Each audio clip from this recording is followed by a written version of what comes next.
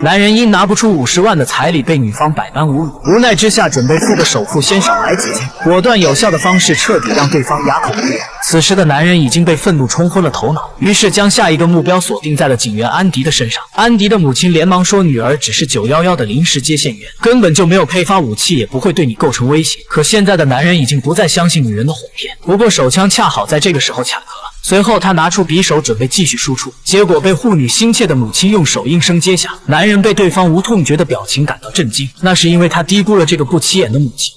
回手掏。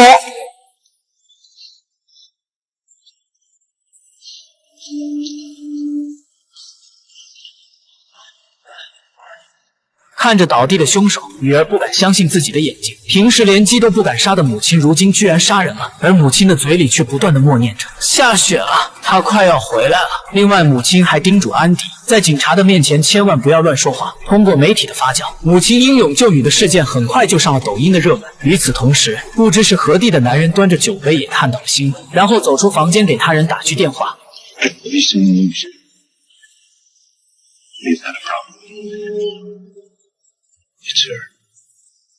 看来母亲的背后隐藏着更大的秘密。警方赶到医院向安迪了解情况，他们询问安迪的母亲曾经是不是当过兵。很显然，警方也对母亲的身份产生了怀疑。安迪马上想到了母亲的忠告，于是顾左右而言他没有说出真实的经过。就在警方继续追问时，母亲竟突然出现，打断了他们的盘问，并且以身体不适为由拒绝了与警方的合作。可警方刚走，母亲就要求办理出院，离开时还不走正门，选择从后门回家。刚出医院，母亲冷漠地与安迪决裂，不准备再让他回家住了，甚至让他连夜离开小镇。难道是案发时自己的懦弱，导致母亲现在对他的不原谅吗？其实发生这一切，安迪也很自责，所以他没有过多的解释，一人回到了宿舍。看到热搜的留言，几乎都是责怪他胆小怕事的，躲在老人的身后保全他自己。此刻他决定骑车去找母亲，如实说出自己当时内心的恐惧。就在出门前，钥匙不慎掉在地上，去捡钥匙的同时，安迪看到了神秘人的影子。